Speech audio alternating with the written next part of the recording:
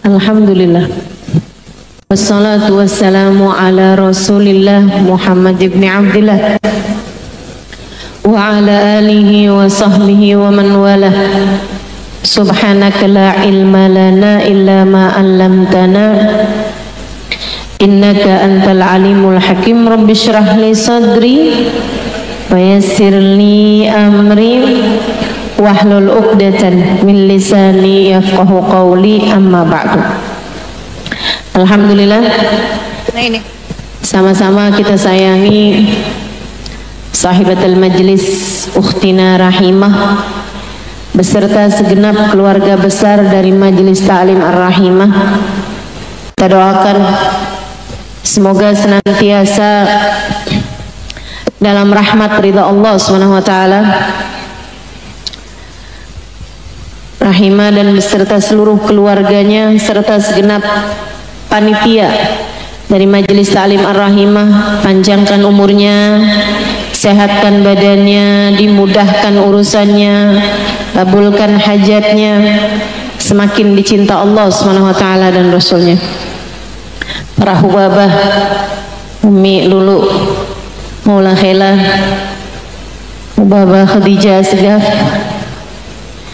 kita doakan semoga semuanya dalam limpahan rahmat ridha Allah SWT. Juga para syarifah, para ustazah, para pimpinan pondok pesantren, pimpinan majelis ta'lim, yang semoga semuanya dirahmati dan dicintai Allah, dimuliakan, dibahagiakan Allah SWT.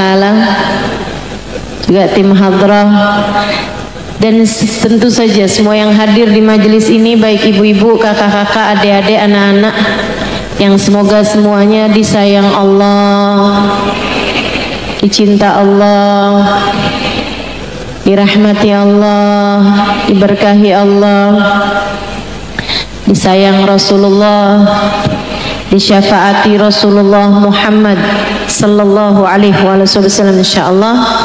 Amin ya rabbal alamin. Menu kita hari ini mendung-mendung gini emang enaknya ngomong menu. Menu kita hari ini kajian di kitab kita, hadisnya Nabi Muhammad sallallahu alaihi wasallam, Syifa'us Saqim. Nama kitab kita ini ya, artinya adalah obat bagi yang sakit, penawar bagi yang sedang sakit, healing. Nah nih, healing bagi yang sedang sakit. Semoga dengan mempelajari kitab ini Allah Subhanahu wa taala sehatkan zahir batin kita. Yang badannya sakit biar pada sehat, yang pikirannya sakit biar pada sehat, yang hatinya sakit biar pada sehat, sehingga kelak kita menghadap Allah SWT dengan membawa qalbun salim, hati yang sehat, insya amin ya rabbal insyaallah. Sebelumnya kita awali dulu dengan membaca niat belajar agar ilmu yang kita dapat menjadi ilmu yang bermanfaat bagi kita sekalian, dan agar kita perbaharui niat kembali bahwa kita mengaji untuk mencari ridha Allah Subhanahu wa taala. Kita hadir di kajian adalah untuk mencari ridha Allah, mencari ilmu Allah, mencari kedekatan dengan baginda kita Nabi besar Muhammad sallallahu alaihi wasallam, mencari kedekatan dengan Allah Subhanahu wa taala dan menempuh jalan menuju surganya insyaallah. Baca bersama-sama. Bismillahirrahmanirrahim. Nawaitu ta'allum wa ta'lim wan naf'a wal intifa' wal mudzakarah wat tadhkir wal ifadah wal istifadah wal hitha 'ala tamassuk bi kitabillah wa sunnati Rasulillah sallallahu alaihi وآله وسلم والدعاء إلى الهدى والدلالة على الخير ابتغاء مرضاته وقربه وثوابه وحسن الخاتمة مع اللطف والعافية وصلاح العاقبة برحمتك يا أرحم الراحمين. لحضرة النبي محمد صلى الله عليه وسلم وآله وصحبه وزوجه وذريته وأهل بيته وسلم جميع الأنبياء والمرسلين والقرن أجمعين ونصوصنا سيد المهاجرين اللهم بن عيسى وكيل المقدم محمد بن علي الولوي سيد الحبيب عبد الرحمن أسقاف سيد الحبيب عبد الله بن أبو بكر العيدروس فخر الوجود الشيخ أبو بكر بن سالم وأصول مفروض تمر صاحب راتب حبيب الله بن الحداد وأحمد بن زين الحبشي وعلي بن محمد الحبشي ثم إلى روح صاحب الكتاب الحبيب محمد بن عبد الله الحدار والحواب مريم وإلى أرواح أربعة الأئمة المجتهدين مقلدين في الدين علماء عاملين فقهاء المحدثين والقراء المفسرين وسادات الصوفية المحققين أجمعين ثم إلى أرواح الأولياء التسعة الذين نشروا الدين في بلاد الإندونيسيا وجميع ساداتنا آل أبي علوي أجمعين أن الله يغفر لهم ويرحمهم ويعلي درجات في الجنة وينفعنا بركاتهم وأسرارهم وأنوارهم وعلومهم ونفحاتهم في الدين والدنيا والآخرة. الفاتحة.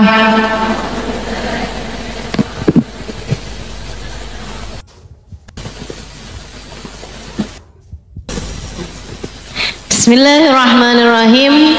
Hadis kita sampai di hadis yang nomor 7 dari huruf jim. Huruf jim.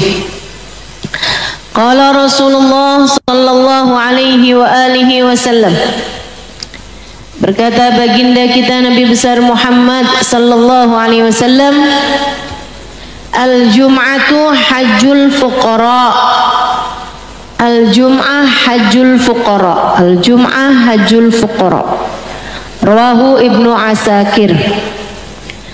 Al-jum'ah hajjul fuqara. Langsung hafal nih kita nih. Al-jum'ah hajjul fuqara. Al-jum'ah hajjul fuqara. Al-jum'ah, Jumat, hajjul fuqara, hajinya orang-orang fakir. Jumat adalah haji bagi orang-orang fakir. Rawahu Ibnu Asakir, hadis diriwayatkan oleh Ibnu Asakir. Belum kita bahas hadisnya.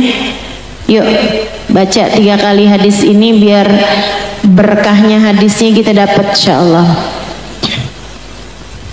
Qala Rasulullah sallallahu alaihi wa alihi wasallam, al-jum'atu hajjul fuqara. Rawahu Ibnu Asakir. Qala Rasulullah sallallahu alaihi wa alihi wasallam, al-jum'atu hajjul fuqara. Rawahu Ibnu Asakir. Qala Rasulullah sallallahu alaihi wa alihi wasallam, al-jum'atu hajjul fuqara. Rawahu Ibnu Asakir. Sadaqallahu wa sadaqa rasuluhun nabiyul wafiyul karim wa nahnu ala dhalika minasyahidin wasyakirin walhamdulillahi rabbil alamin.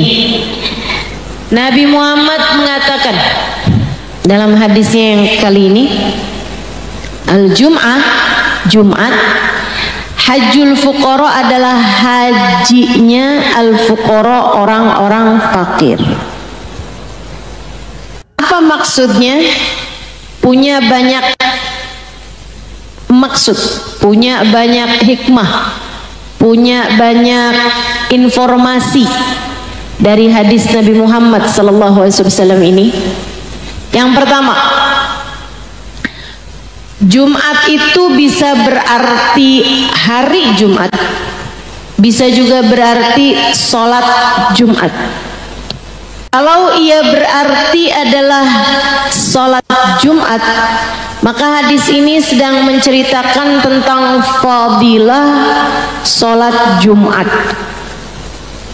yang setara dengan haji,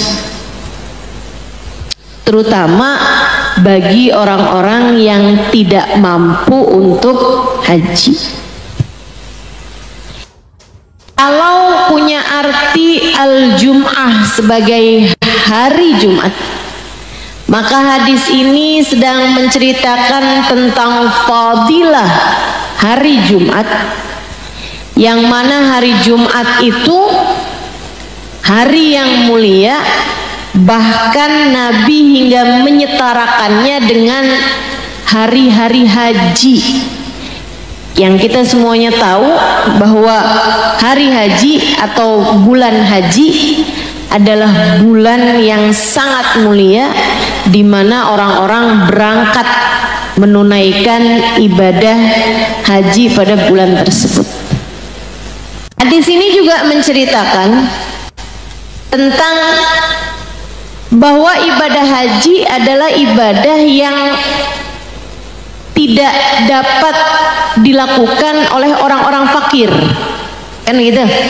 Jumat hajinya orang fakir, artinya kan orang fakir ini kan nggak bisa haji nih.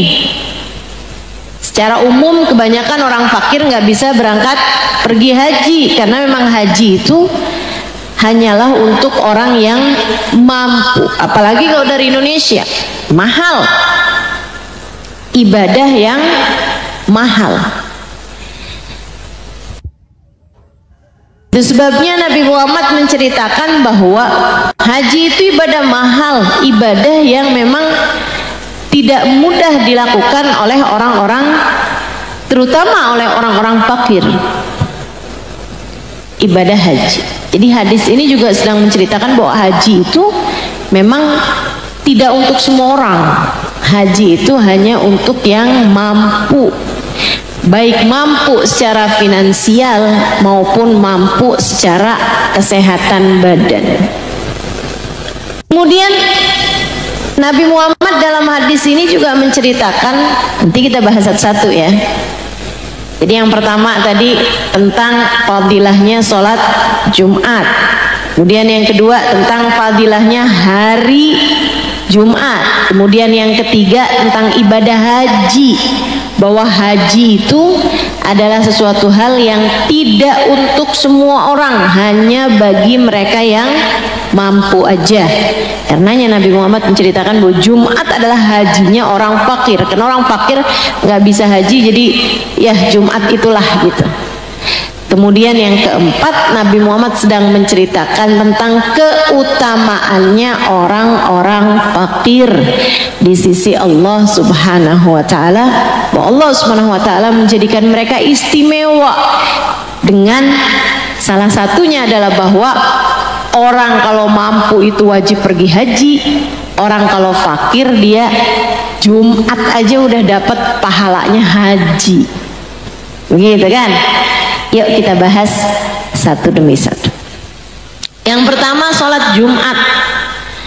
Sholat Jumat itu adalah sholat yang sangat penting. Sholat paling utama dalam tiap minggu adalah sholat Jumat. Meskipun sholat ini hanya diwajibkan untuk kaum laki-laki, yang perempuan nggak wajib Jumat. Ustaz, apa hukumnya kalau perempuan ikutan sholat Jumat? Boleh, asal memang masjidnya mengadakan sholat Jumat, dan itu tidak umum di negeri kita, tapi umum di beberapa negara yang lain, salah satunya di Mekah, Madinah. Makanya kalau teman-teman nanya, Ustaz pernah sholat Jumat nggak? Sholat saya, sholat Jumat kalau lagi ada di Mekah atau Madinah, karena memang disiapkan tempatnya untuk laki-laki dan juga untuk perempuan. Sholat Jumat bagi perempuan apa hukumnya? Sah, tapi tidak wajib. Dalam artian kita memang nggak wajib sholat Jumat, meskipun kalau kita sholat Jumat itu sah, sehingga karena sah tidak perlu mengqadha sholat duhur, atau tidak perlu mengulanginya lagi dengan sholat duhur, orang udah sah kok.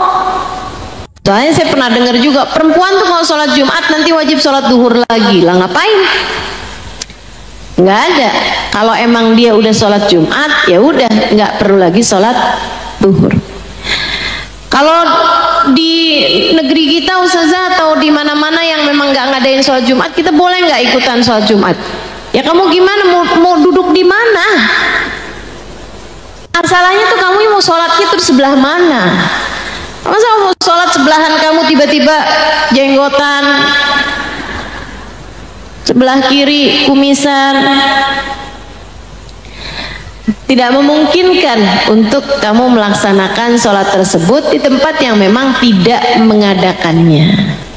Jadi ya udah, perempuan emang di rumahnya masing-masing, karena memang sholatnya perempuan di rumah lebih baik daripada sholatnya perempuan di masjid.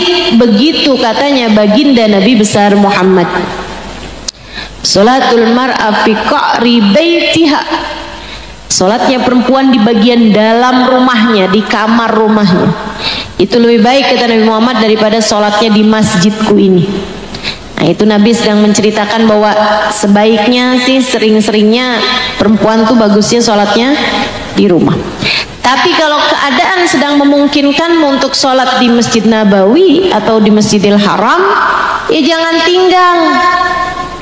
Karena ada tuh orang berangkat sih umroh katanya, berangkat bahkan haji, tapi selama di sana sholatnya kebanyakan di hotel, habisnya desek-desekan. Jadinya mendingan di hotel aja lah, jadi nggak pakai desek-desekan lah. Giliran habis selesai sholat janjian, kita ketemuan yuk di mall lah. Kalau cuman mau ke mall, ngapain jauh-jauh ke Mekah, Bu? Kalau cuman mau jalan-jalan ke mall di sana, ke restoran di sana, atau bahkan mau review barang, terima just tip, kamu ngapain jauh-jauh ke sana gitu? Mendingan situ aja tuh, Tamrin City, Tanah Abang. Ngapain pakai jauh-jauh ke Mekah Madinah? Cari di Mekah di Madinah itu yang nggak ada di tempat lain. Apa yang nggak ada di tempat lain? Kalau di Mekah Ka'bah kan nggak ada di tempat yang lain. Kalau di Madinah Raudhah Asy-Syarifah tentu tidak ada di tempat yang lain-lain. Jadi sholat Jumat, ya, itu hukum sholat Jumat bagi perempuan boleh sah, akan tetapi tidak wajib. Ustazah, kenapa enggak gini loh Ustazah, kita bikin sholat Jumat perempuanan aja, itu baru enggak sah. Kenapa? Sebab syaratnya Jumat itu harus diadakan oleh kaum laki-laki yang wajib mengerjakan Jumat. Itu pun jumlah mereka harus 40 orang, dan 40 orang tersebut harus mukim mustautin. Apa itu mukim mustautin? Mukim di satu tempat dan bertempat tinggal di tempat tersebut. Jadi kalau misalnya semuanya sama-sama musafir, itu aja tuh nggak boleh. Harus orangnya itu mukim semuanya di tempat tersebut. Sekurangnya yang mukimnya harus ada 40 orang. Itu persyaratan wajib Jumat. Sholat Jumat merupakan sholat paling utama dalam satu minggu. Teman-teman sekalian, saya pernah tinggal di kota Hadramaut, di kota Tarim, Hadramaut, Yemen, bersama dengan abang saya tahun 1998. 1999 saya pulang dari sana tahun 2002, nikah, kemudian sempat balik lagi dan pulang kembali menetap di Jakarta tahun 2003. Teman-teman sekalian, ada banyak Jumat yang saya sedang tinggal di Kota Tarim bersama dengan abang saya. Itu saya baru tahu, abang saya tuh dulu kalau Jumatan berangkatnya itu habis selesai sholat subuh tuh pulang mandi-mandi rapi-rapi, jam 8 jam 9 berangkat. Saya heran gitu kan, Jumatan datangnya jam 8 padahal Jumatannya masih jam 12. Lama bener tuh di masjidnya. Saya tanya sama abang saya, ngapain berangkat jam segini? Saya bilang, soalnya yang saya tahu di Indonesia nih kalau Jumatan kadang-kadang udah azan pada lari-lari. Betul. Anak mukah itu, suami mukah itu berangkat Jumatan lari-lari karena udah deket sama waktunya khutbah. Dan khutbahnya udah mulai, masih banyak tuh orang-orang yang lagi jalan menuju Jumatan. Padahal Jumatan itu kenapa cuman 2 rakaat? Karena ada khutbah 2. 2 khutbah itu menempati 2 rakaatnya sholat. Makanya siapa yang tidak mendapatkan khutbah maka dia tidak mendapatkan Jumat secara fadilahnya. Meskipun ya kalau bicara apakah dia harus ngulangin dengan sholat duhur yang enggak gitu, tapi maksudnya fadilahnya Jumat tuh nggak dapat udah bagi yang tidak mendapati khutbahnya. Abang saya bilang kenapa kok berangkatnya jam segini, jam 8 gitu kan, padahal Jumatannya masih jam 12. Dia bilang, ini saya berangkat jam segini nggak dapat soft pertama. Jam 8 loh ini, jam 8 jam 9 berangkatnya nggak dapat soft pertama, dapatnya tuh kayak soft keempat, kelima, keenam dan seterusnya gitu. Saya bilang, lah yang dapat soft pertama tuh siapa? Yang dapat soft yang pertama yang nggak pakai pulang dari subuh. Ibu dia bilang, wah, padahal kan ibu-ibu yang dapat soft pertama juga sama.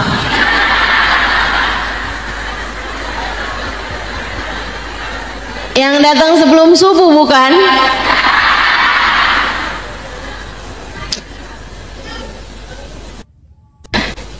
Teman-teman sekalian, tuh kayak begitu tuh. Ini yang dimaksudkan sama Nabi Muhammad sallallahu alaihi wasallam, al-jum'ah hajjul fuqara. Sholat Jumat tuh hajinya orang-orang fakir. Kamu kalau nggak mampu buat haji, berangkat lebih awal buat sholat Jumat.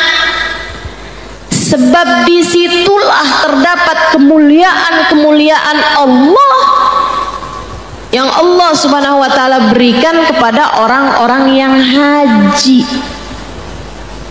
Jadi memang sholat Jumat luar biasa.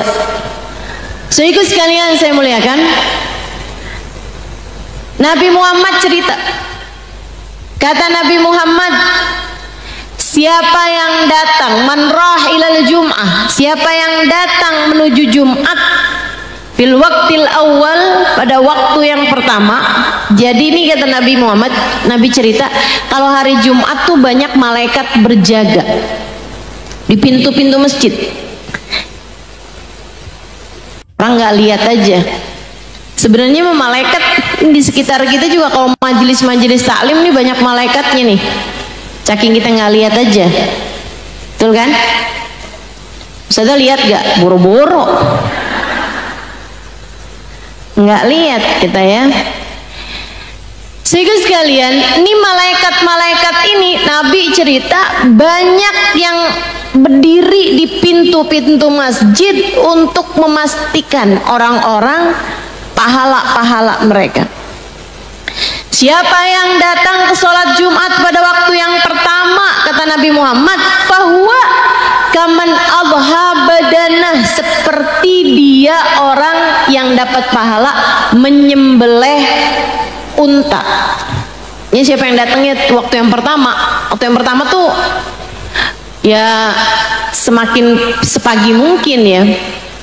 Sebenarnya kalau di Indonesia nih enak nih dapat hadis ini nih, karena waktu yang pertama tuh jam 11 aja tuh masih masuk, udah masuk waktu yang pertama, nggak harus pagi-pagi banget gitu. Nah, semangatnya orang-orang buat mengerjakan ibadah kurang ya di negeri kita. Siapa yang datang di waktu yang pertama, kata Nabi Muhammad, maka dia seperti menyembelih unta, seperti yang kurban unta. Man ata fil waqti tsani, siapa yang datangnya pada waktu yang kedua, maka dia seperti orang yang berkurban dengan kurban sapi, turun dari unta ke sapi. Tapi ya sapi gede, 30 juta, ya kan? Unta lebih gede lagi dari itu, mungkin ya 50 juta gitu. Sehingga sekalian, waman ata fil waqti tsalits, siapa yang datang pada waktu yang ketiga buat sholat Jumat, man rah fil waqti tsalits, datangnya itu pada waktu yang ketiga, maka dia seperti orang yang berkurban dengan kurban syah, kambing, lebih kecil daripada sapi, tapi ya masih lebih mendingan lah kurban kambing. Waman ata fil waqti rabi', siapa yang datang pada waktu yang keempat. Waktu yang keempat tuh kapan? Ketika udah mulai rame banget tuh, udah tinggal deketan lagi azan, seperti orang yang berkurban dengan kurban telur. Kayak orang yang sedekah dengan sedekah telur. Kata Nabi Muhammad, hatta idza gamal khatib alal mimbar, sampai kalau imamnya itu atau khatibnya udah naik ke atas mimbar untuk khutbah, tawaw suhufahum, mereka melipat catatan-catatan mereka, yastami'unal khutbah, para malaikat tersebut kemudian mendengarkan khutbah. Artinya yang datang abisnya itu udah nggak catat datangan Jumat, udah tidak lagi dicatat sebagai orang-orang yang hadir Jumat. Jumat hajjul fuqara, hajinya orang-orang yang fakir. Itu keutamaan sholat Jumat, mulia, utama. Sampaikan bahwa orang yang meninggalkan 3 kali Jumatan itu dia dianggap sebagai orang fasik, ya, dianggap sebagai orang yang nggak taat gitu di jalan Allah SWT. Jangan biarkan anakmu, suamimu, atau laki-laki di sekelilingmu sampai menjadi orang-orang yang fasik karena meninggalkan Jumat berulang-ulang. Al-Jum'ah hajjul fuqar. Kemudian fadilah yang kedua yang saya sampaikan tadi adalah mengenai hari Jumat. Hari Jumat hajjul fuqara, hajinya orang-orang fakir, baik laki-laki maupun perempuan, karena hari Jumat adalah hari yang utama. Imam Al-Haddad dalam kitabnya menceritakan, kalau kamu nggak bisa sepanjang minggu, kamu jadikan buat Allah sekurangnya yang Jumat deh, 1 hari deh, kamu jadikan 1 harimu tersebut dengan Allah Subhanahu wa Ta'ala. Kerjakan banyak ibadah pada hari tersebut, hari Jumat. Bi asyri amsalihha, sekurangnya 10 kali lipat pahalanya. Siapa yang sholat sunnah hari Jumat pahalanya 10 kali lipat. Siapa yang sedekah pada hari Jumat pahalanya 10 kali lipat. Siapa yang tahajud hari Jumat pahalanya 10 kali lipat. Siapa yang zikir hari Jumat pahalanya 10 kali lipat. Siapa yang baca Yasin hari Jumat pahalanya 10 kali lipat. Semua amal ibadah dilakukan pada hari Jumat berlipat ganda menjadi 10 kali lipat. Nabi Muhammad suka memuliakan Jumat bahkan dari Kemisnya. Nabi itu potong kuku hari Kemis. Nabi bersih-bersih kebanyakan Nabi Muhammad lakukan hari Kamis. Maksudnya kayak rapi-rapiin jambang beliau gitu ya. Rapi-rapiin kuku, bersih-bersihin kuku, itu semuanya Nabi Muhammad lakukan pada hari Kamis lepas duhur gitu kan, karena untuk mengawali pemuliaan pada Jumat. Kayak siap-siap nih mau Jumat, bahkan dari sejak hari Kamis. Begitu masuk Jumat, itu masuknya dari mulai maghrib. Masuk maghrib tuh berarti udah masuk malam Jumat. Nah itu udah tuh lipat-lipat ganda tuh semuanya tuh. Jadi 10 kali lipat tuh semuanya tuh. Para ulama-ulama, orang-orang soleh, mereka suka memuliakan hari Jumat sebagai Sayyidul Ayyam, pemimpin para hari, hari terbaik dalam sepanjang minggu adalah hari Jumat. Ngapain aja tuh kalau malam Jumat? Sekurangnya kita kerjakan apa yang diminta oleh baginda kita Nabi besar Muhammad sallallahu alaihi wasallam untuk kita lakukan pada malam dan hari Jumat. 1. Baca surat Al-Kahfi. Ya. Baca surat Kahfi. Itu malam Jumat atau siang hari Jumat. Nurun lak, kata Nabi Muhammad, ilal Jum'atil ati, cahaya bagimu sampai ke Jumat yang berikutnya. Kahfi kamu baca, gitu ya. Kahfi kamu baca, itu jadi cahaya bagi kamu sampai ke Jumat berikutnya. Para ulama mengatakan semua goa gelap kecuali gua Al-Kahfi, maksudnya kecuali surat Al-Kahfi, gua dalam surat Al-Quran, yaitu Al-Kahfi. Fa innahu nur, karena sungguhnya surat Al-Kahfi, guanya ini jadi cahaya bagi yang membacanya sampai ke Jumat yang berikutnya.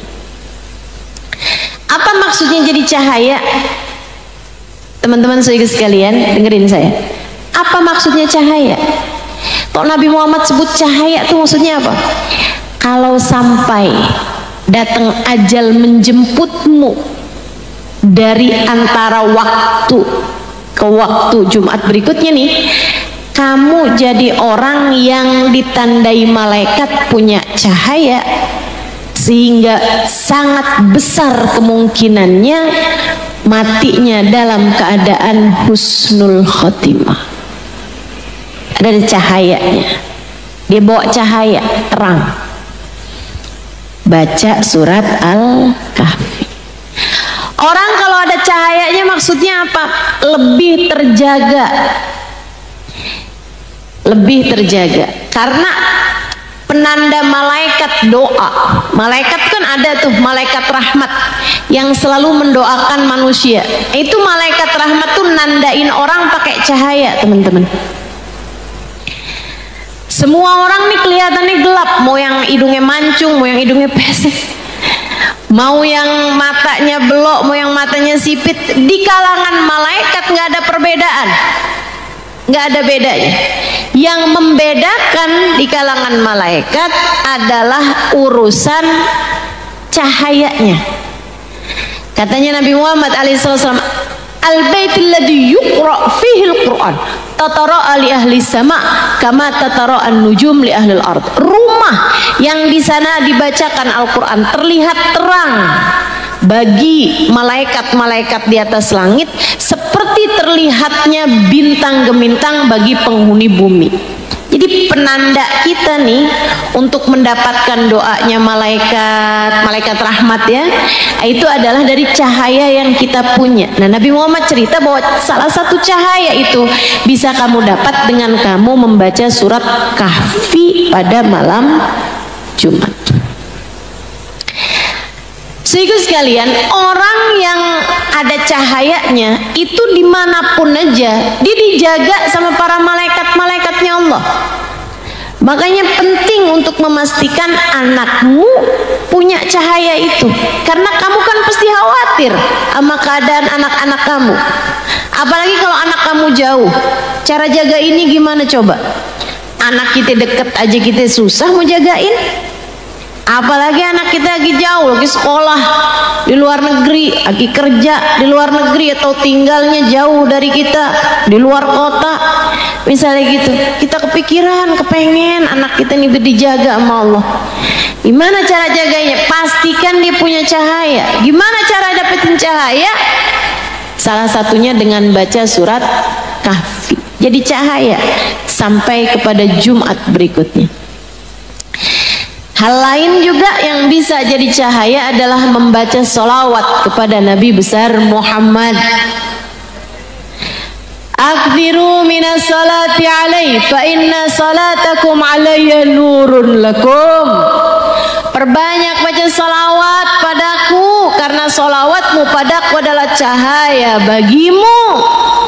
Cahaya sholawat tuh, terutama yang baca sholawatnya diiringi rasa cinta kepada Nabi Muhammad, jadi cahaya bagi orang tersebut sampai kepada Jumat, yang sampai kepada kalau dia banyak baca sholawatnya, nah itu dia akan menjadi orang-orang yang selalu punya cahaya.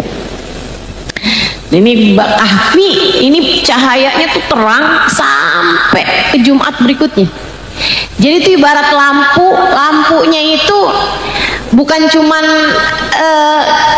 pas kita baca doang jadi ada lampu gitu, enggak, tapi sampai ketemu Jumat berikutnya. Jadi ini garansi 1 minggu teman-teman.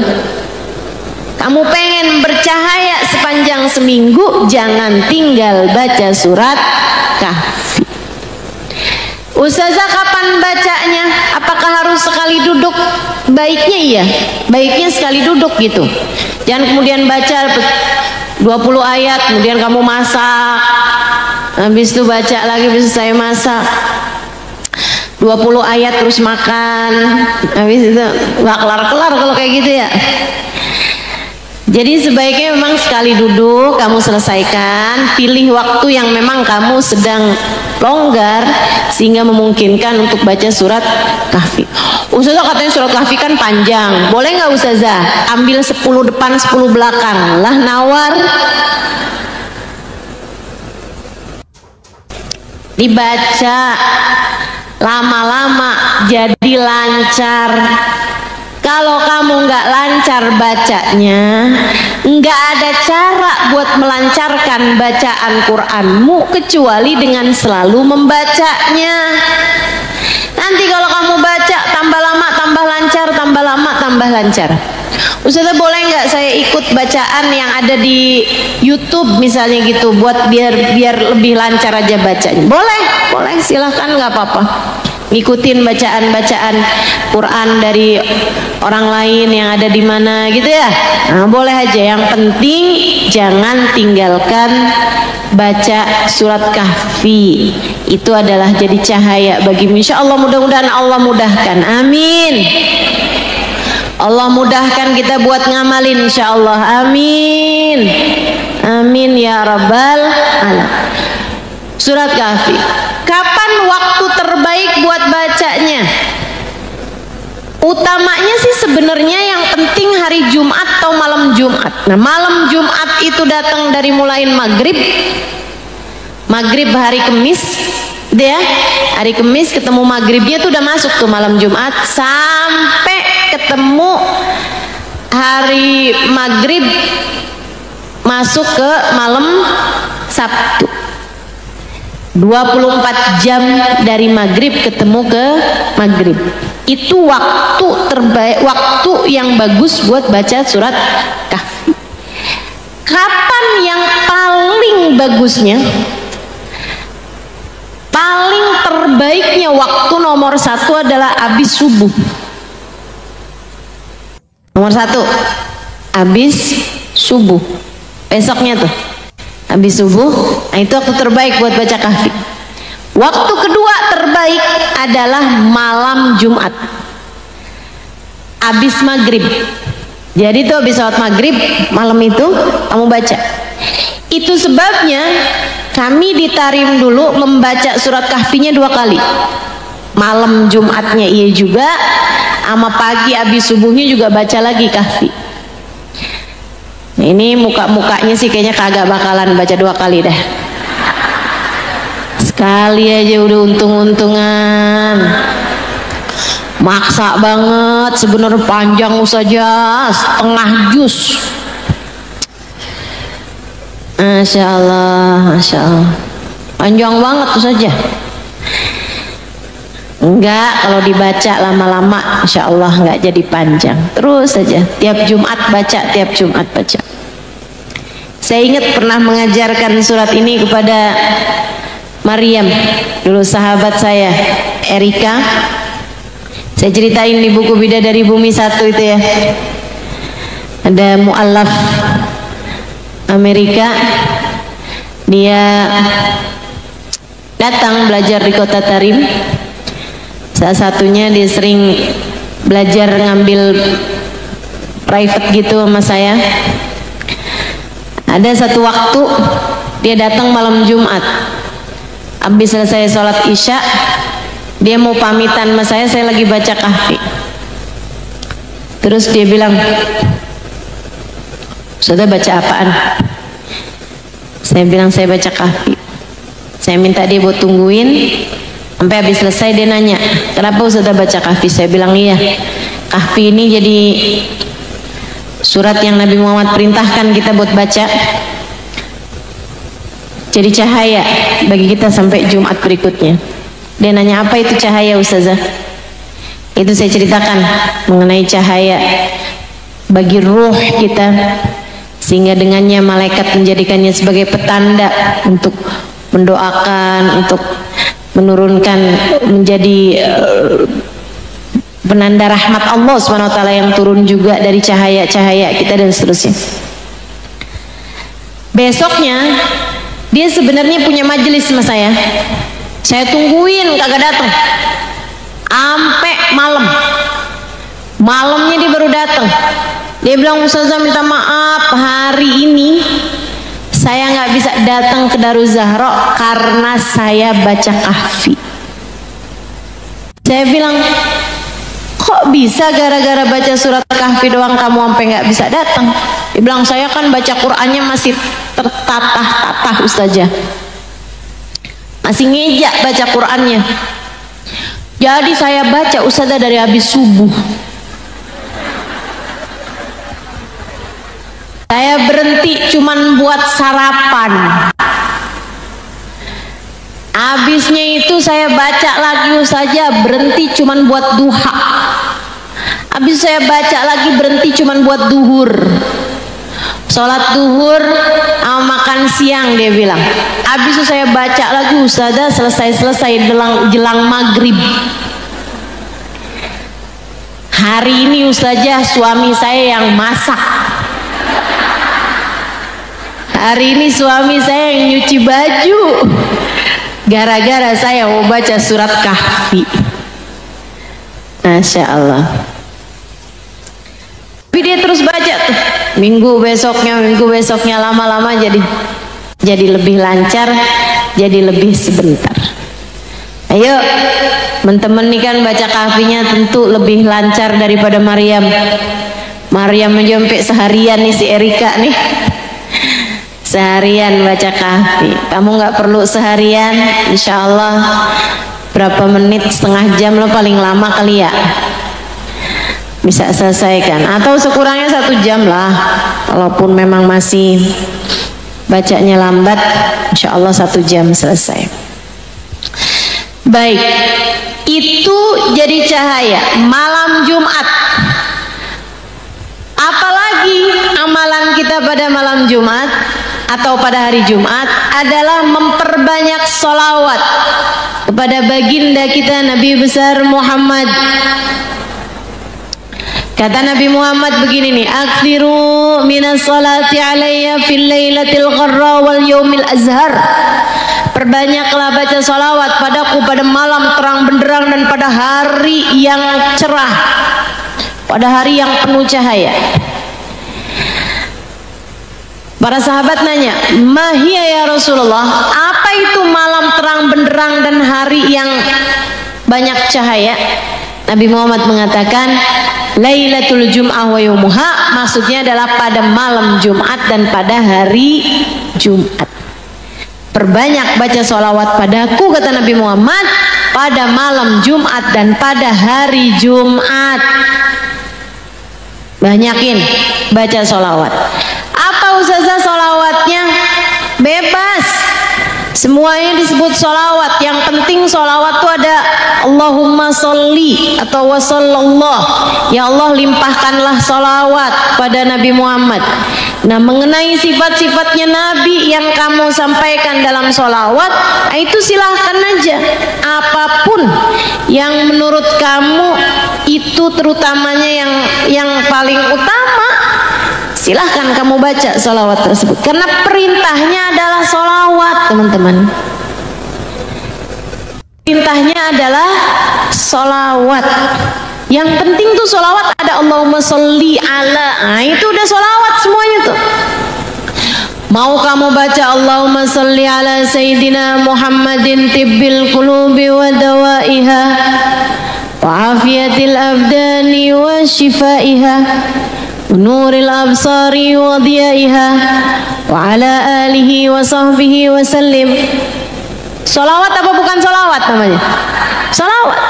Atau kamu sholawatan dengan sholawatnya Imam Syafi'i, Allahumma salli ala Sayyidina Muhammadin kullama dhakaraka dhakirun wa kullama ghafala an dhikrika wa dhikrihil ghafilun. Sholawat. Kalau yang tadi sholawat tibil qulub, artinya ya Allah sampaikanlah sholawatmu, rahmat yang diiringi dengan cinta, itu artinya sholawat. Ar-rahmah al-makrunah bit-ta'zim, rahmat kasih sayang yang diiringi dengan pengagungan pada baginda kami Nabi Muhammad, ya Allah sampaikanlah sholawat tersebut padanya. Tibil qulub, yang mana Nabi Muhammad adalah merupakan obat bagi hati kami, ya Allah. Wadawaiha, biar hati kami pada sehat semua, pada sembuh semuanya. Wa'afiyatil abdan, ya Allah limpahkanlah salawat pada Nabi Muhammad, yang salawat tersebut itu menjadi kesehatan bagi badan kami. Wa'afiyatil abdan wa shifaiha, dan kesembuhan baginya. Wa nuril absar, jadi cahaya bagi mata kami, biar mata kami terang terus ya Allah sampai kami meninggal dunia dalam keadaan tetap bisa baca Quran, tetap bisa lihat kebaikan-kebaikan. Amin. Ala alihi wa sahbihi wasallam. Itu salawat tibil qulub. Atau salawat yang tadi, salawat Imam Syafi'i, kullama dzakaraka dzakirun wa kullama ghafala an dzikrika wa dzikrihil ghafilun.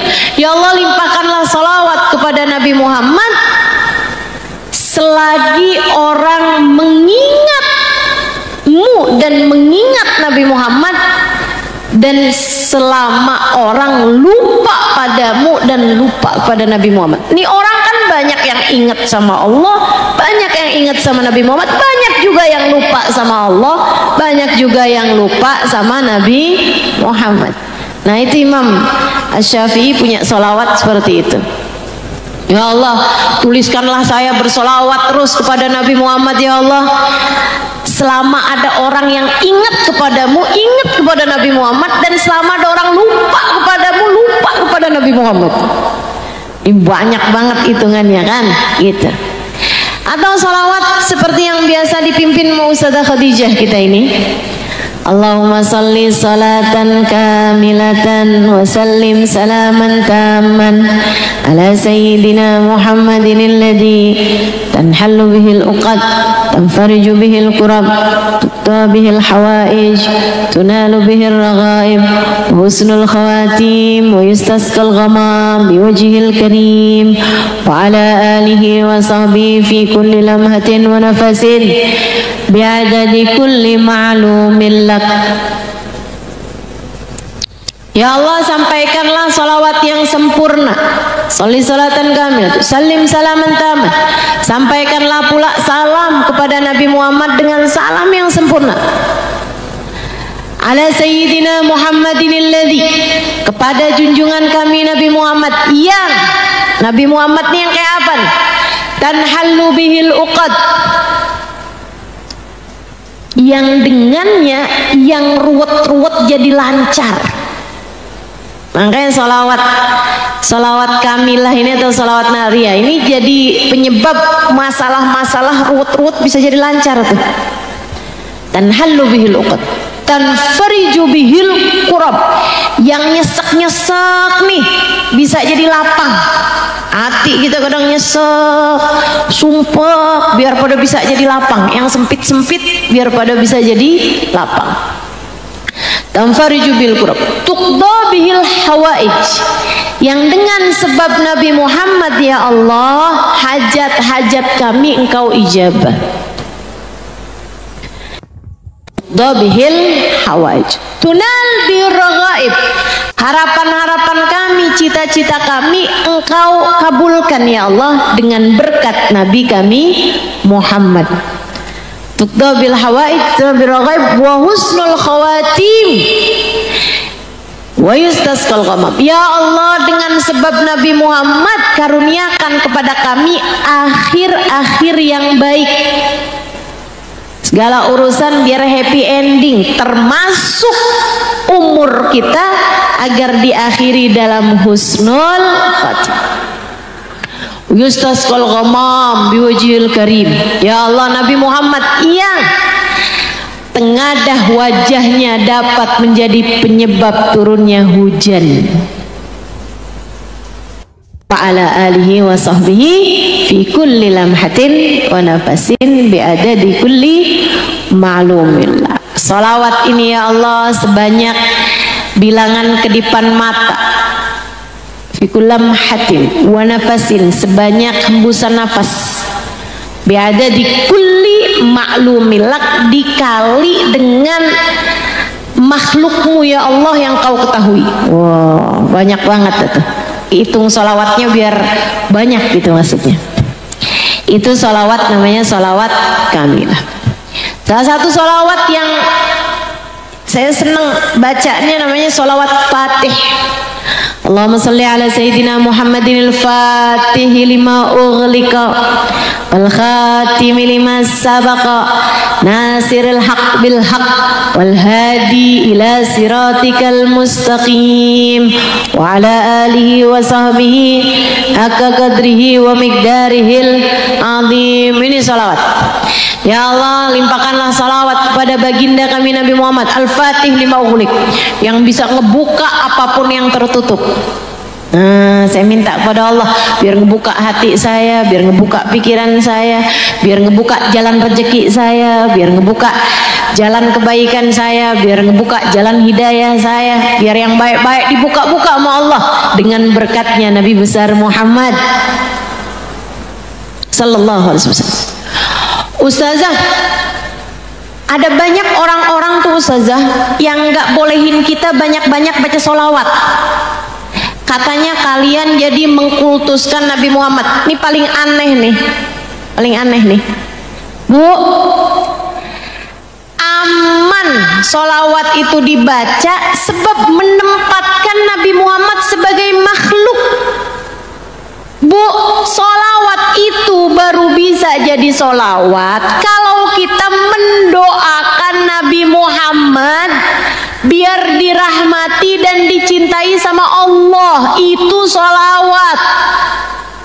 Sholawat itu kita minta kepada Allah untuk memberi kepada Nabi Muhammad. Loh, kok bisa mengkultuskan Nabi Muhammad? Mengkultuskan itu kan mengagungkan Nabi Muhammad sehingga menjadi seperti kayak Nabi Isa diagungkan oleh orang Nasrani, kan begitu ya? Itu namanya kan kultus tuh, kayak mendewakan, menuhankan Nabi Muhammad.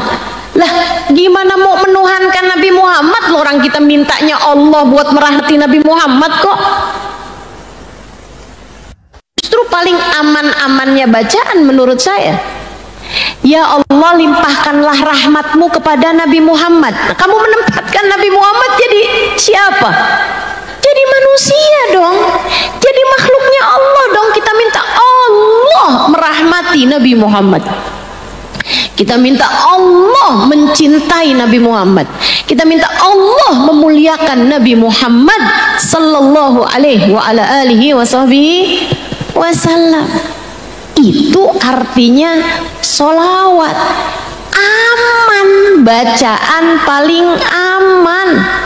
Teman-teman saudara sekalian, kita minta Allah, Sang Tuhan, Sang Pencipta kehidupan, memberikan kasih sayangnya, cintanya, rahmatnya, pengagungannya, kemuliaannya kepada manusia yang menjadi kekasih Allah dan kekasih kita, baginda kita Nabi besar Muhammad sallallahu alaihi wa ala alihi wasallam.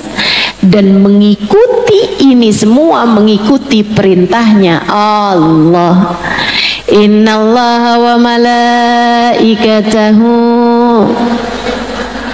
'alan nabi ya ayyuhalladzina amanu sallu 'alaihi wa sallimu taslima.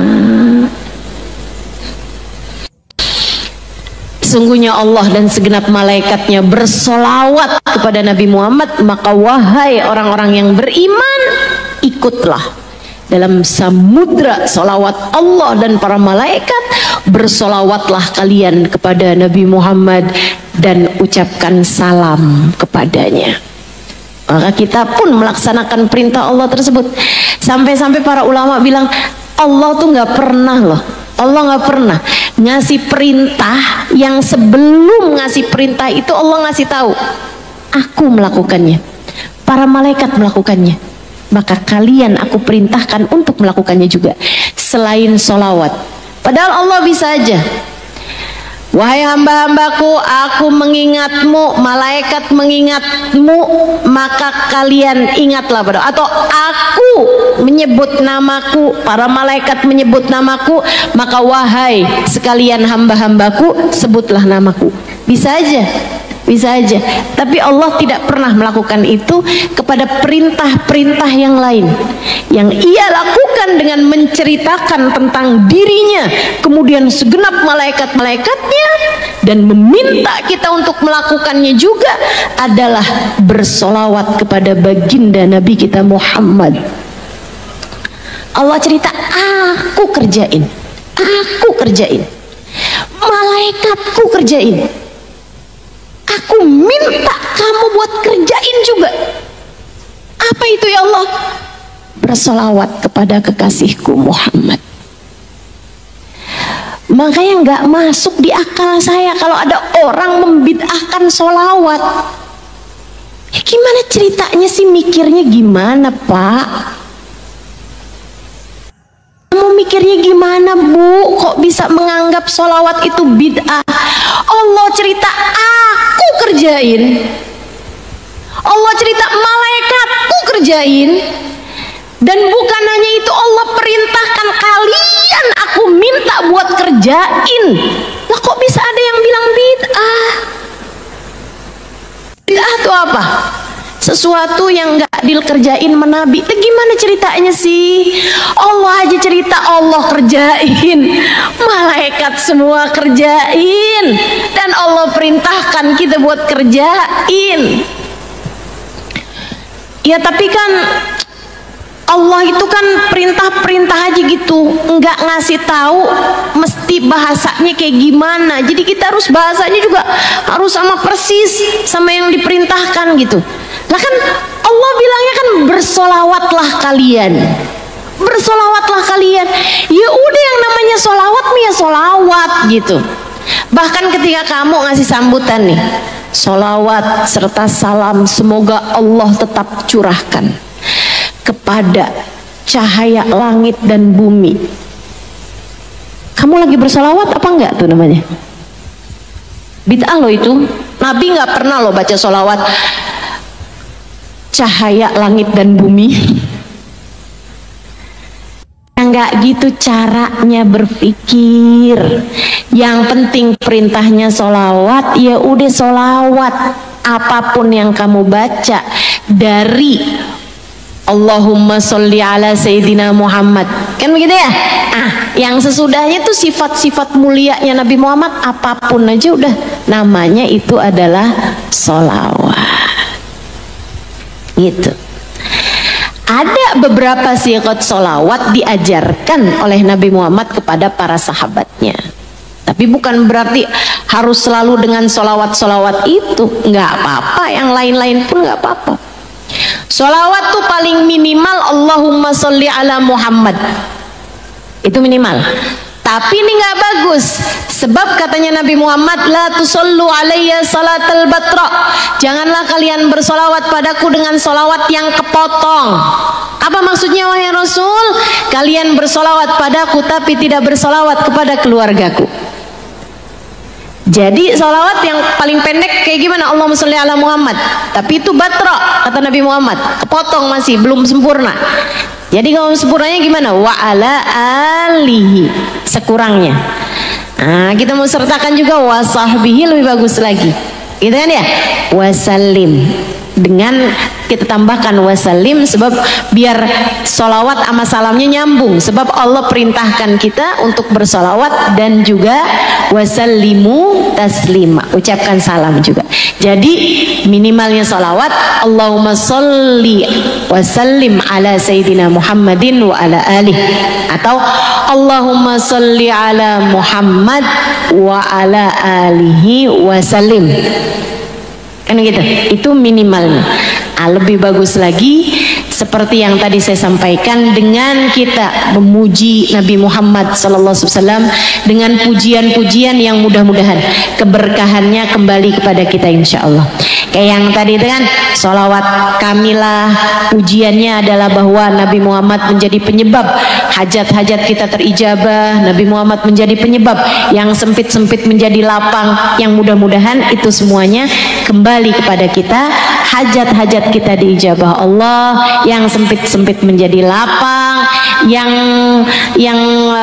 ruwet-ruwet menjadi lancar insyaallah, dengan sebabnya baginda kita Nabi besar Muhammad sallallahu alaihi wasallam.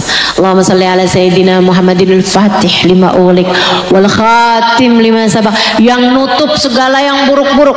Ya Allah, kami sampaikan salawat kepada Nabi Muhammad ya Allah, yang Nabi Muhammad tuh menjadi penutup yang jelek-jelek ya Allah. Biar akhlak kita yang jelek-jelek ditutup-tutup ya.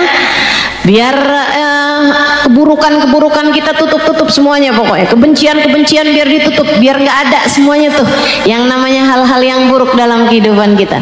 Nasiril haq bil haq, penolong kebaikan dengan kebaikan. Nasiril haq bil haq wal hadi ila siratikal mustaqim. Nabi Muhammad menjadi penunjuk jalan menuju kepada jalanmu ya Allah yang lurus. Wa ala alihi wa sahbihi haqqa qadrihi wa miqdarihil azim. Salawat salam juga ya Allah untuk keluarganya dan para sahabat-sahabatnya yang mulia. Nah ini teman-teman saya sekalian, namanya salawat. Fadilahnya banyak banget. Salawat itu fadilahnya banyak banget. Sampai-sampai dibilang sama Sayyid Muhammad bin Alwi bin Abbas al-Maliki, tidak ada permasalahan di atas muka bumi ini nggak selesai dengan solawat. Sayyid Muhammad, bukan ucapan saya ya, ucapan saya, tapi ucapan ulama terkemuka. Beliau penulis kitab Al-Insan Al-Kamil dan jadi guru dari banyak guru-guru saya. Guru-guru saya tuh banyak yang bergurunya dari Sayyid Muhammad bin Alwi bin Abbas Al-Maliki, termasuk suaminya Ustadzah Khadijah, ini juga salah satu dari yang berguru pada Sayyid Muhammad bin Alwi bin Abbas Al-Maliki. Saya sampaikan ini untuk memberitahumu bahwa nasab ilmu kami bersambung, salah satunya juga dari beliau Sayyid Muhammad bin Alwi bin Abbas Al-Maliki. Mudah-mudahan Allah sambungkan kita dengan beliau insyaallah. Beliau mengatakan tidak ada permasalahan di atas muka bumi ini nggak selesai dengan sholawat. Karenanya Bu, untukmu yang lagi ada masalah, kamu pengen Allah selesaikan masalahmu, banyak-banyak baca sholawat. Malam Jumat, hari Jumat aja Ustazah? Enggak, semua waktu, kapanpun. Sholawat ini kayak vitamin, teman-teman saudaraku sekalian. Vitamin itu bagus buat semua orang. Kalau obat belum tentu bagus buat sebagian orang. Tapi kalau yang namanya vitamin bagus saja. Semua orang tuh perlu vitamin. Yang lagi sakit perlu vitamin, yang baru sembuh perlu vitamin, yang lagi sehat pun juga perlu vitamin. Itu sholawat tuh. Semua umat Nabi Muhammad perlu sama sholawat kepada baginda kita Nabi besar Muhammad sallallahu alaihi wasallam. Sebab Nabi Muhammad tuh pintu pembuka bagi segala kebaikan-kebaikan Allah subhanahu wa ta'ala. Kalau kamu datangnya lewat sholawat, insya Allah Allah bakal ijabah. Bukan karena ngelihat kamu sebagai musolli, sebagai orang yang baca sholawat, tapi Allah seringkali mengijabah karena ngelihat yang kamu bacakan sholawat padanya, al-musalla alaih, yaitu baginda kita Nabi besar Muhammad. Sampai-sampai Imam Syafi'i mengatakan, kullu amal ibni Adam bainal qabuli wa raddiha illa salatu alal habibi Muhammadi fa innaha maqbulatun hatman bi ghairi taraddudi. Semua amal-amal manusia nih ada yang diterima, ada yang ditolak, katanya Imam Syafi'i. Illa salah alal habibi Muhammadi, kecuali salawat kepada kekasih kita, baginda kita Nabi besar Muhammad. Fa innaha maqbulah. Salawatmu kepada Nabi Muhammad diterima, diterima bi ghairi taraddudi, tanpa ada keraguan-raguan sama sekali. Salawatan udah paling pas, nggak usah ragu-ragu, nggak usah dengerin omongan orang-orang yang nggak mau sholawat, dia emang males aja kayaknya. Nggak usah dengerin, nggak usah dengerin. Sebab kalau kamu baca sholawat, kamu datang ke pintu Allah lewat Nabi Muhammad, dan itu adalah seindah-indah jalan. Beliau adalah seindah-indah jalan menuju Allah, seindah-indah tujuan. Tujuan kita adalah Allah, dan Nabi Muhammad adalah seindah-indah jalan. Ya Sayyidi,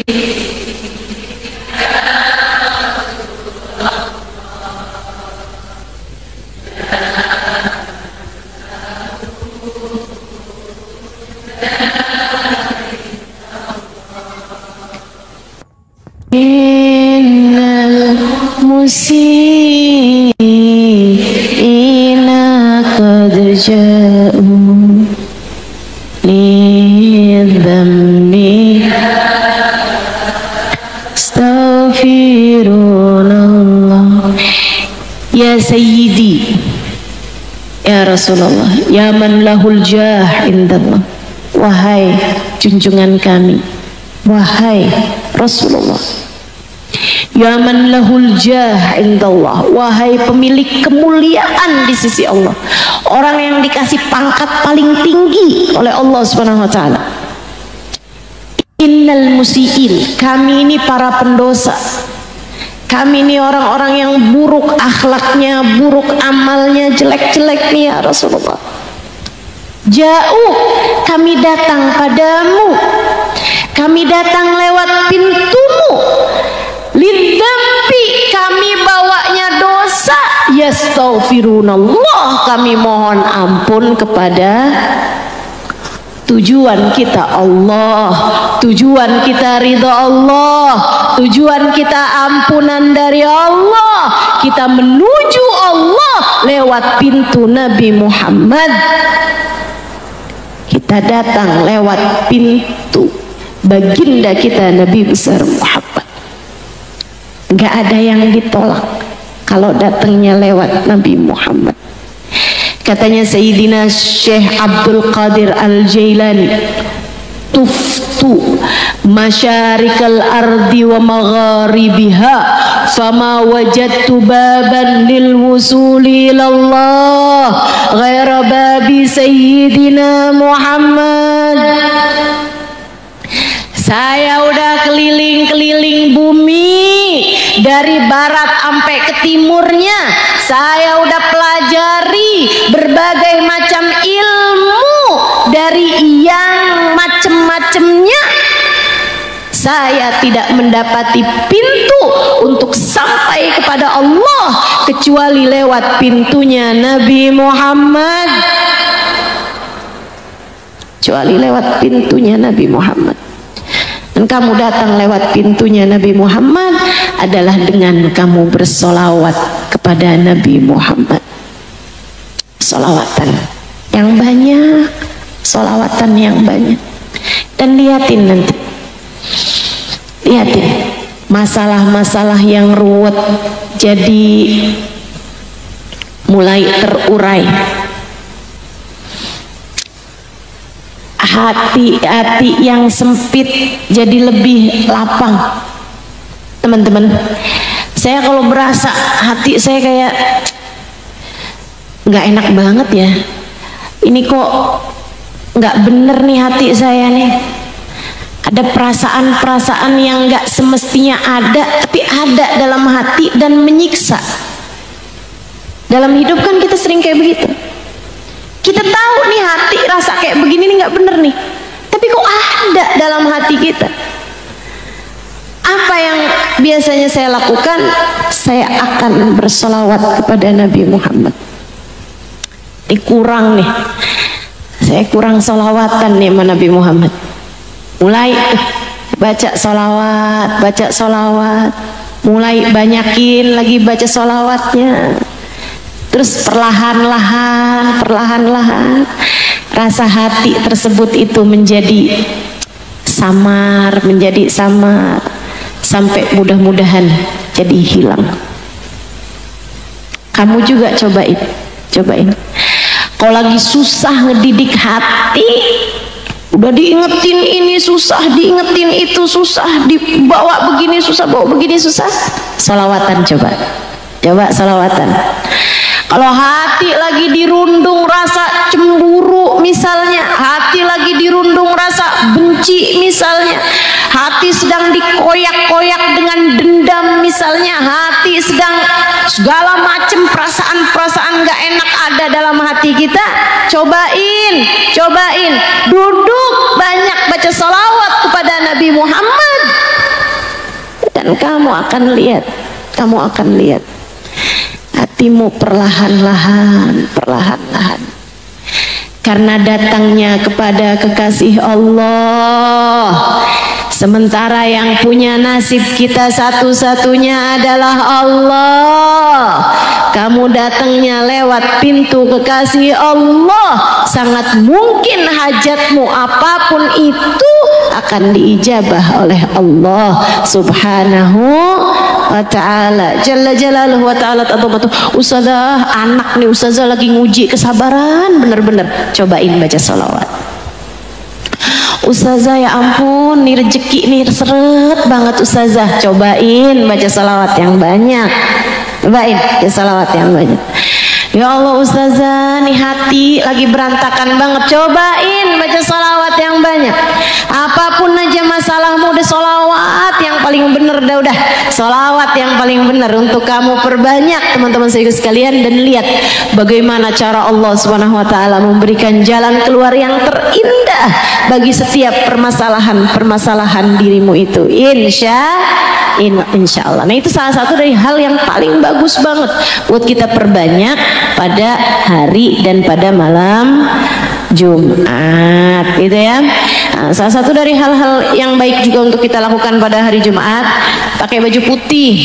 Ustaz itu perempuan juga, ya segaya kalau kamu nggak mau keluar rumah gitu ya. Kalau keluar sih tetap sih paling afdolnya adalah baju yang semakin gelap, gitu kan ya.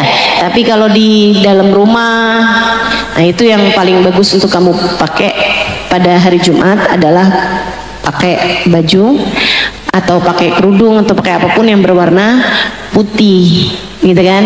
Nah, terutamanya laki-laki. Nah, itu sebaiknya pada hari Jumat mereka mengenakan baju berwarna putih. Habbul alwan ilallah, warna yang paling bagus di sisi Allah Subhanahu wa taala. Baik teman-teman sekalian, sunnah juga pada hari tersebut buat mandi pakai wewangian, terutamanya buat laki-laki yang akan bepergian sholat Jumat. Hari itu juga buat perempuan juga sunnah mandi Jumat dengan seluruh tubuh ya, dari kepala sampai kaki. Jadi kalau kamu hari Jumat mandi, usahakan mandinya adalah dengan keramasan, dan kemudian mandinya tersebut kamu niatkan mandi sunnah hari Jumat, biar kamu juga dapat pahalanya mandi Jumat. Sunnah berwewangian malam tersebut, ya kan. Makanya kalau teman-teman lihat tuh di rumahnya habaib, di rumahnya bapak-bapak kalau malam Jumat tuh suka pakai gahru, wangi-wangiin rumah. Itu memang adalah sesuatu hal yang disunnahkan untuk kita kerjakan pada malam Jumat dan juga pada hari Jumat. Hajjul fuqara, hajinya orang-orang fakir, dengan melaksanakan kesunahan-kesunahan pada hari Jumat tersebut. Kemudian lagi haji merupakan ibadah. Tadi itu ya poin yang ketiga, haji merupakan ibadah yang memang Allah Subhanahu wa taala perintahkan hanya untuk mereka yang mampu melaksanakannya. Saya doakan mudah-mudahan semuanya kasih kemudahan berangkat haji.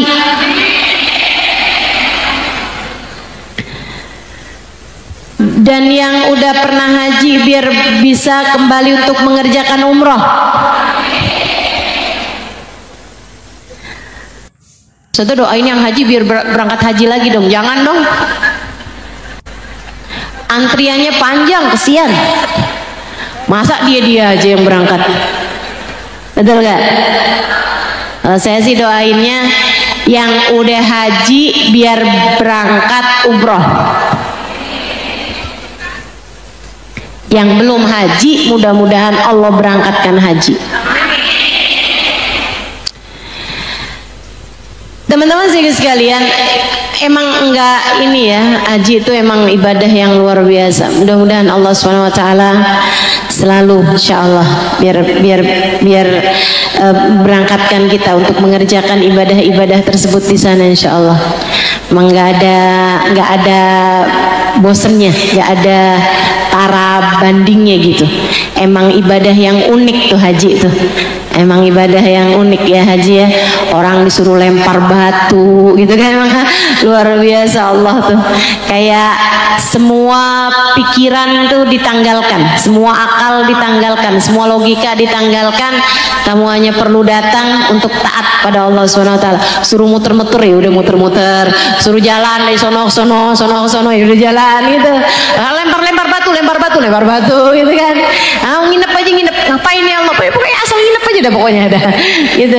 Kayak disuruh menanggalkan semua logika, suruh menanggalkan semua pikiran hanya untuk datang menjadi hamba Allah yang taat. Karenanya haji itu asal datang aja, asal masuk aja.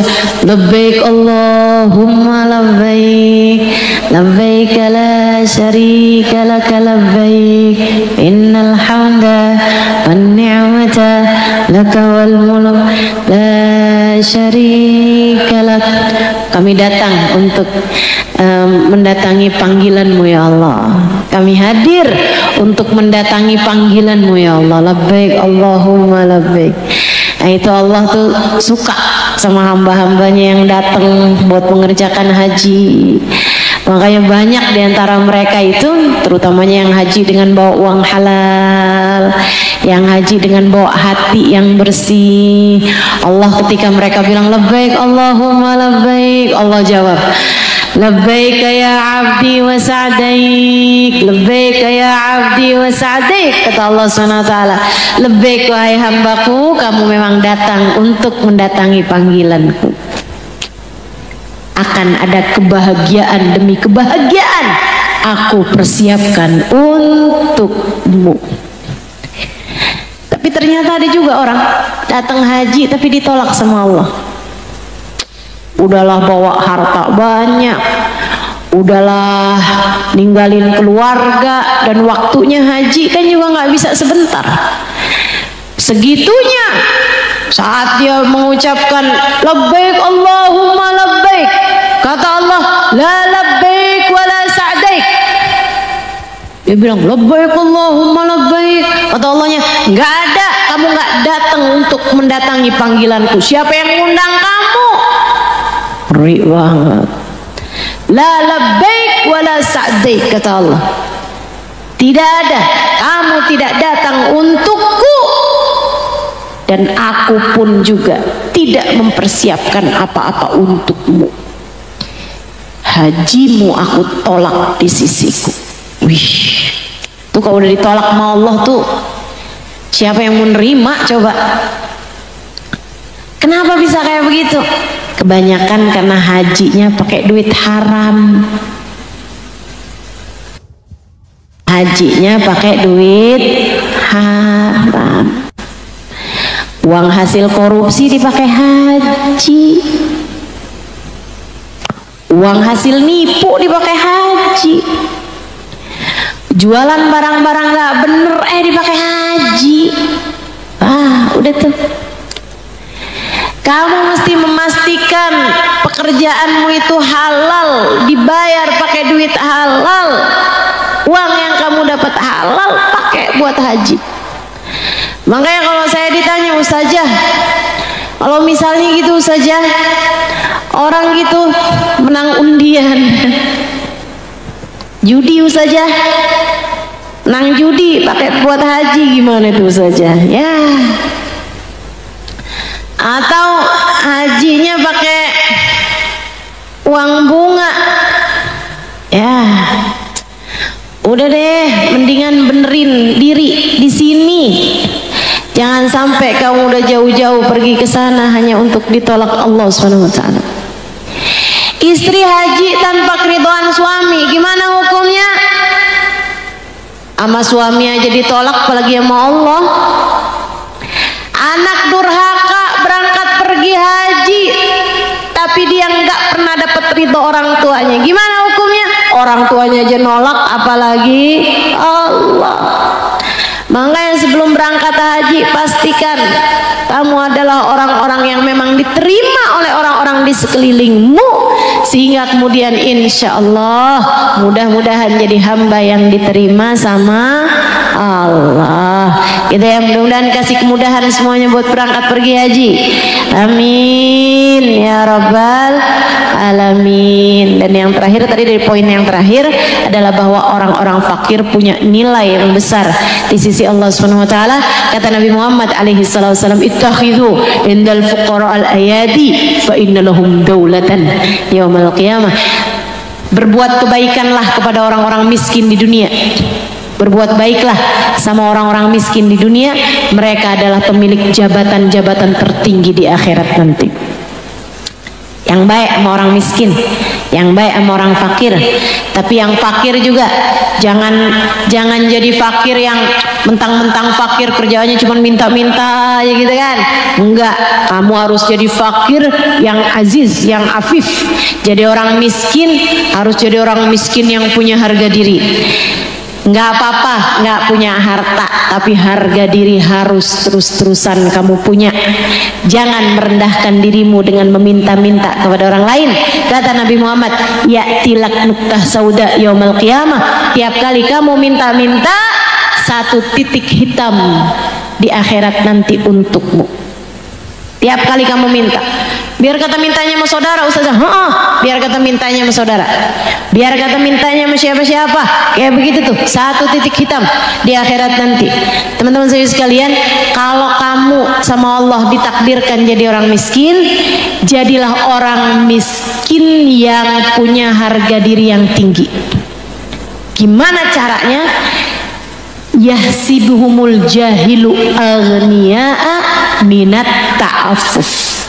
Yang Allah puji orang miskin di dalam Al-Quran adalah orang miskin yang orang kirain dia orang kaya. Orang miskin tapi sama orang lain tuh dikirain orang kaya. Seenggaknya orang lain nyangkain dia orang cukup gitu. Kenapa? Minat ta'affuf, karena dia menjaga diri, pakai bajunya bersih, gitu kan ya? Dia terhormat, dia mandi sehingga dia nggak kelihatan kayak orang yang pakai baju rombeng-rombeng gitu, enggak. Pakai bajunya bersih, rapi. Kalau hadir di majelis nggak kelihatan, nggak kelihatan kalau dia orang miskin, nggak kelihatan bahwa duitnya dia di tasnya tuh cuman 20.000 dan nggak punya yang lain-lain misalnya, nggak kelihatan. Kenapa? Karena dia menjaga diri. Ini nilainya di sisi Allah tinggi bener. Yang kayak beginian nih nilainya di sisi Allah SWT tinggi luar biasa.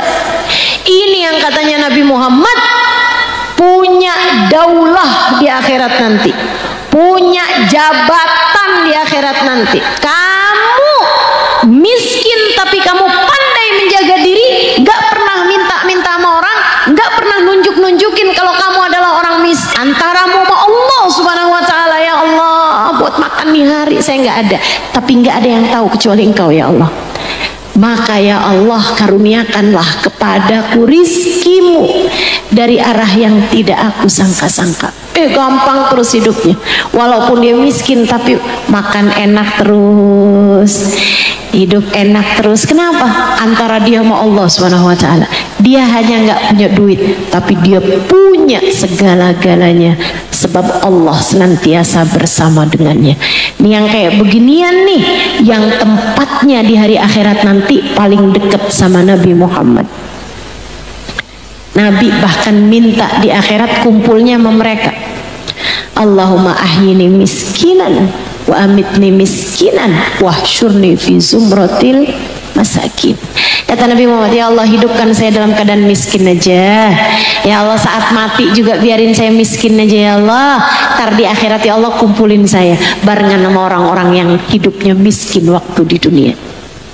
Nih, yang hidupnya miskin tapi pandai menjaga dirinya, mereka di akhirat nanti yang paling dekat tempatnya dengan Nabi besar Muhammad. Sebab Nabi senangnya kumpulnya sama mereka, teman-teman. Maka kalau kamu dijadikan miskin, jadilah orang miskin yang terhormat, jadilah orang miskin yang punya harga diri. Kalau kamu tidak dijadikan Allah sebagai orang-orang yang miskin, atau dijadikan sama Allah orang-orang yang kaya, carilah orang-orang miskin yang seperti ini untuk kamu beri kepada mereka, sebab pemberianmu kepada mereka membuat kamu di akhirat nanti akan banyak ditolong sama mereka. Mereka lah pemilik-pemilik jabatan tertinggi di akhirat nanti. Gitu ya. Al-Jum'ah hajjul fuqara. Jumat adalah haji bagi orang-orang miskin. Orang kalau dia miskin, sekedar mengerjakan Jumatan aja itu bisa dinilai Allah Subhanahu wa ta'ala seperti nilainya ibadah haji. Taqabbalallah minna wa minkum, taqabbal ya karim. Ya, kita baca suratul Fatihah. Hari ini tepat juga haulnya umminya Ustazah Khadijah Asgaf, yaitu Ummi Salma binti Muhammad Az-Zahir. Ya, Salma binti Muhammad Az-Zahir. Kita doakan mudah-mudahan Allah rahmati beliau, Allah sayangi beliau, Allah cintai beliau. Anallahu yaghfir laha wa yarhamha yataghashaha birahmal maghfirah sakinah jannah birahmatisya. Al-Fatihah. Bismillahirrahmanirrahim. Alhamdulillahirabbil alamin. Ar-Rahmanir Rahim. Maliki yaumiddin. Iyyaka na'budu wa iyyaka nasta'in. Ihdinas siratal mustaqim. Siratal ladzina an'amta 'alaihim ghairil maghdubi 'alaihim waladdallin. Amin. Kita bacakan Fatihah juga yang sekarang untuk semua arwah keluarga kita yang sudah meninggal dunia. Al-Fatihah ila ruh. Sebutkan arwah keluarganya biar pada senang semuanya. Tuson ila ruhi Ummi Nur binti Muhtar Asgaf wa usuliha wa furu'iha. Annallaha yaghfir lahum wa yarhamuhum wa yataghashshahum birahmal maghfirah wa sakinahul jannah birahmati syai'ul lahumul Fatihah. A'udzu billahi minasyaitonir rajim. Bismillahirrahmanirrahim. Alhamdulillahi rabbil alamin. Arrahmanir rahim. Maliki yaumiddin. Iyyaka na'budu wa iyyaka nasta'in. Ihdinas siratal mustaqim. Siratal ladzina an'amta 'alaihim ghairil maghdubi 'alaihim waladdallin. Amin. Fatihah terakhir untuk segenap hajat-hajat kita. Silahkan sebutkan hajat-hajatmu masing-masing. Anallahu yaqdi lana jami'al hajat. Allah yaqdi lana jami'al hajat yuballighna kullal umniyat bijai khairil bariyat la hadhihi niyat bi niyatin salihat jami'at syamilat la hadratin nabi. Al-Fatihah. A'udzu billahi minasyaitonir rajim. Bismillahirrahmanir rahim. Alhamdulillahi rabbil alamin. Arrahmanir rahim. Maliki yaumiddin. Iyyaka na'budu wa iyyaka nasta'in. Ihdinas siratal mustaqim. Siratal ladzina an'amta 'alaihim ghairil maghdubi 'alaihim waladdallin. Amin. Allahumma bihaqqil Fatihah birmatil Fatihah barakatil Fatihah taftah lana abwabal khair tu'amilana mu'amalata ahlal khair takfina min jamil fitan wal mihnah wa dhair innaka wali kulli khair mutafaddil bi kulli khair birahmatika ya arhamar rahimin. Allahumma ij'al jam'ana hadha jam'an marhuma wa tafarruqana min ba'dihi tafarruqan ma'suma wa la taj'alillahumma lana wa la fina wa la ma'ana syaqiyan wa la matrudan wa la mahruma. Ya Allah, pandang semua yang hadir di majelis ini dengan pandangan kasih sayang-Mu ya Allah. Ya Allah, ya Allah. Pandang semua yang mendengarkan kajian ini ya Allah dengan pandangan kasih sayang-Mu ya Allah. Sayangi semuanya ya Allah. Sayangi semuanya ya Allah. Kasihanilah semuanya ya Allah yang jatuh bangun menjalani kehidupannya ya Allah. Yang jatuh bangun menata hatinya ya Allah. Yang jatuh bangun mengerjakan ibadahnya ya Allah. Yang sekali-kali bisa khusyuk, seringkali gelambiar ya Allah. Ya Allah, ya Allah. Yang seringkali bisa baik, kadang-kadang nggak bisa baik juga ya Allah. Yang kadang-kadang ngerjain taat, kadang-kadang terjerumus dalam dosa ya Allah. Ampunilah semuanya ya Allah. Sayangi semuanya ya Allah. Kasihani semuanya ya Allah. Bimbing, pandu, didik, arahkan, mudahkan buat kami mengerjakan kebaikan-kebaikan ya Allah. Ampuni segenap dosa-dosa kami ya Allah. Tolongi kami ya Allah. Tolongi kami ya Allah. Bantu kami ya Allah agar kami dapat menjadi hamba-Mu yang solehah, yang jadi istri ya Allah. Jadikan kami istri yang solehah. Yang jadi ibu ya Allah, jadikan kami ibu yang solehah. Yang masih pada punya orang tua ya Allah, ya Allah, ya Allah. Mampukan kami untuk dapat menjadi anak yang solehah ya Allah. Anak yang berbakti pada kedua orang tua kami. sama anak yang dapat menjadi penenang hati bagi kedua orang tua kami. Ya Allah, kami mohon padamu ya Allah, orang tua kami yang sudah berada dalam alam kubur, rahmati mereka ya Allah, sayangi mereka ya Allah, sayangi orang tua kami yang sudah ada dalam alam kubur ya Allah, karuniakan segala kebaikan bagi mereka ya Allah, jamulah mereka dengan jamuan terindah di sisimu ya Allah, karuniakan kenikmatan dalam alam kubur mereka ya Allah. Jangan biarkan kubur mereka menjadi tempat-tempat Engkau memberikan ketidaknyamanan bagi mereka. Nyamankan kuburnya, bahagiakan kuburnya, terangi kuburnya, bahagiakan mereka dalam alam kubur mereka ya Allah. Keluarga kami yang sudah meninggal dunia, bahagiakanlah mereka di dalam alam kubur mereka ya Allah. Kami mohon padamu ya Allah, keluarga kami, anak-anak kami, orang-orang yang kami sayangi, bimbing semuanya ya Allah. Jauhkan dari dosa ya Allah, jauhkan dari dosa ya Allah. Lindungi anak-anak kami, keluarga kami semuanya ya Allah, dari bahayanya dosa-dosa ya Allah, dari perjudian, dari narkoba, dari minuman keras, dari LGBT, dari perzinaan, dari pergaulan bebas, dari orang-orang jahat. Lindungi mereka semuanya ya Allah, dari aliran-aliran sesat. Lindungi mereka semuanya ya Allah, dari apapun yang membuat mereka dapat celaka. Jauhkan mereka ya Allah, jauhkan mereka, lindungi mereka ya Allah, seperti Engkau telah menjaga hamba-hambamu yang soleh-solehah. Kami titipkan mereka semua padamu ya Allah. Kami titipkan diri-diri kami padamu ya Allah. Ampuni segenap dosa kami, rahmati kami, hidupkan kami dalam keadaan baik hingga di saat ajal menjemput kami, matikan kami dalam keadaan baik. Husnul khatimah ya Allah, husnul khatimah ya Allah, husnul khatimah ya Allah. Rabbana atina fid dunya hasanah. Yang sedang sakit-sakit sehatkan ya Allah, yang sedang sempit-sempit luaskan ya Allah, yang sedang ada hajat-hajat kabulkan ya Allah.